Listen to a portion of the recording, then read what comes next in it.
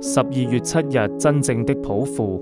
真正的抱負並非我們原來所想象的。真正的抱負是在上蒼的恩典中有用地生活，謙卑地去行走的深刻願望。12步驟和12個傳統第97頁。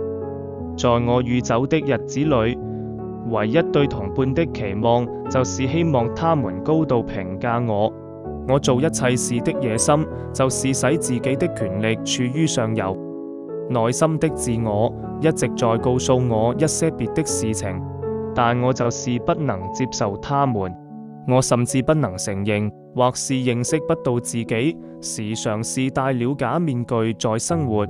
最後，當我摘下面具，向我所理解的唯一的上蒼呼喊時，我認識到協會、我的助幫關係和12個步驟。